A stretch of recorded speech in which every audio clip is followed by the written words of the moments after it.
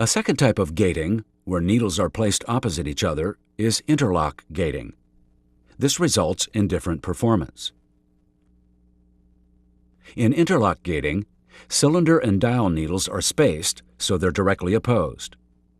To prevent needles from hitting each other during the knitting cycle, opposing needles are not selected at the same time. When needle 1 in the cylinder is knitting, the corresponding needle 1 in the dial must rest. This is achieved by the alternating needles in the dial and the cylinder never being activated at the same time. This requires 2 cam tracks for both needle beds. Therefore, the location of the butts on the needle shank must be in 2 positions. Most commonly used are butts in short and long configurations, as seen in this illustration. Needles with long and short butts are alternately arranged in the cylinder and also in the dial.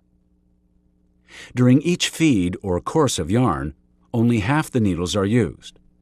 On course 1, only needles with long butt positions knit, those placed in odd positions of the cylinder and even positions of the dial.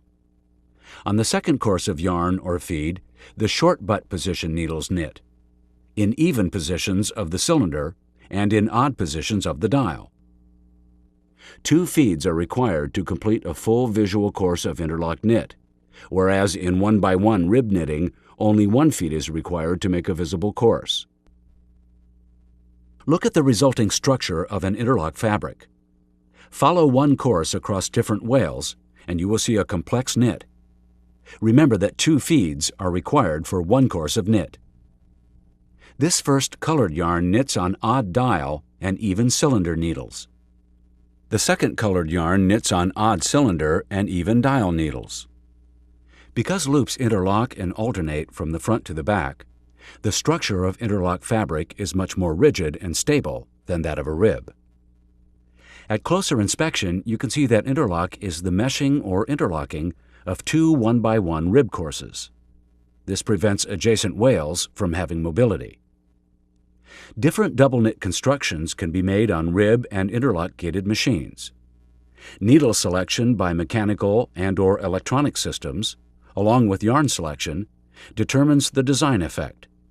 A variation of an interlock knit can be used to produce a structure that is tight and stable, where one course of fabric is attached and interlocked while the next is not. Ponte di Roma, used for women's dresses and suits, is an example of this.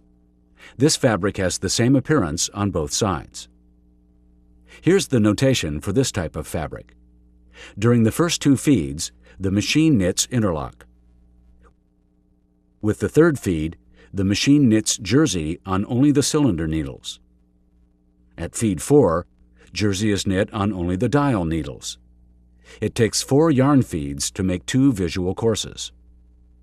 Although it is smooth, Ponte di Roma has a slight horizontal rib appearance and is thicker and more stable than interlock.